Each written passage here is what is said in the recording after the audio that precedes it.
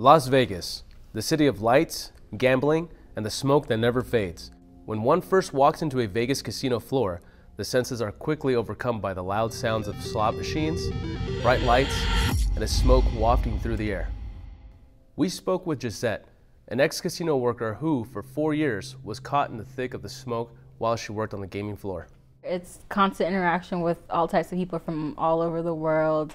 You deal with a lot of drunk people, a lot of people who are just smoking, here to have fun and have a good time. Having to walk through the casino to get to the employee dining room, like, you're dealing with people smoking constantly, like, it's all around you, like, there's no way to avoid it, pretty much. If you work in the casino, you can't avoid the cigarette smokes. In 2006, the Nevada Clean Air Act was passed by voters and implemented by the state government to protect children and adults in most public places and indoor places of employment. The exception? Casinos. The way that the bars are set up here, especially when people are playing machines, they're chain smoking and you're talking to them because that's how you make your money, and chat them up and get to know them, but they're blowing it right in your face, so you are getting a lot of secondhand smoke. Las Vegas employs 97,000 workers. Many of these individuals work in enclosed spaces that are filled with toxic secondhand smoke. You know, if you're an employee and you're sitting there dealing blackjack and you have, 6 guys at your table that are all smoking in your face, unfortunately, you can't go and tell your boss, hey, I can't work here, I don't like it, can you guys stop the smoking or something, and just have me walk off. And, health benefits, it's like, it kind of sucks that you're an employee forced to be in that situation.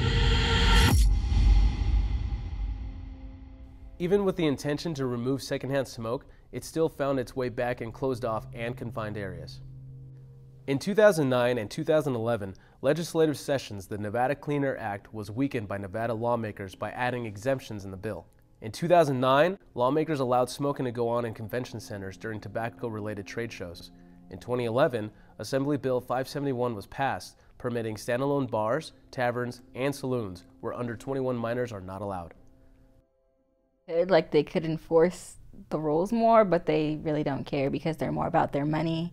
There's definitely more that they could do to protect the employees, but you gotta do what you gotta do to keep the people coming. So if you tell them they can't smoke, they're just gonna go somewhere else.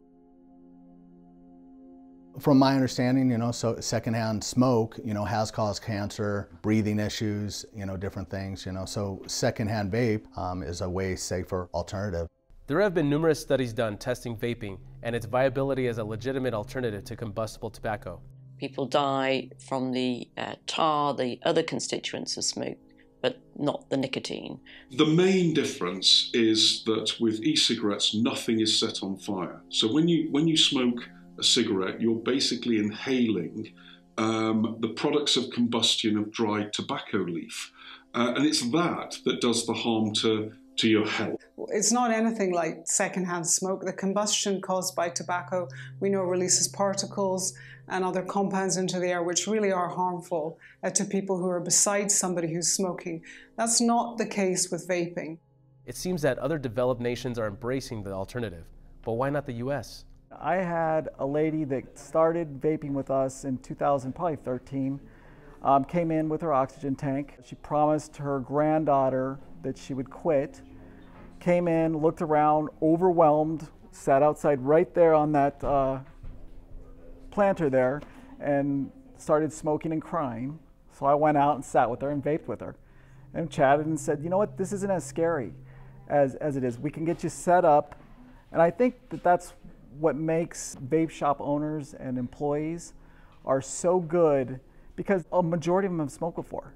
They're passionate about it. You feel better when you get through the process of quitting. I started smoking probably when I was 11 years old. I was walking to my bus stop.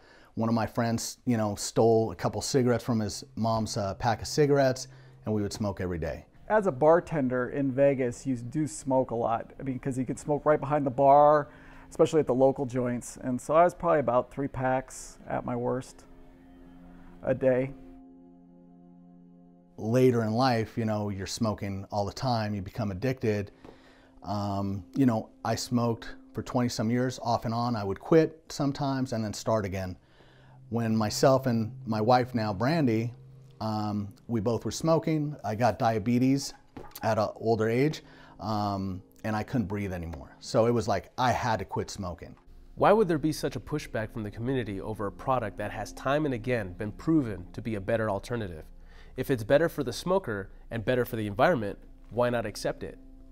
I've lost a lot of friends to cancer, you know, my age that have sat there that, oh, hold on. Take your time. Can you cut for a second? Many within the industry have been personally affected by the dangerous effects that smoking has to offer. That is the reason why they do what they do. If they can save one life, it's worth it. Oh, man.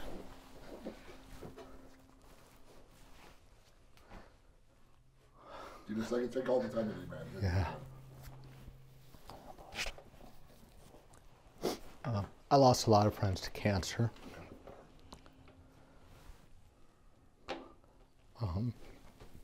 Lost her mom to cancer. I don't think I want to do this right now, you know. The state of the industry is in turmoil. The government that is supposed to have the people's best interest as a priority is threatening to take away something that's proven to be a better alternative. If that's taken away, where does that leave us? What will they take away next?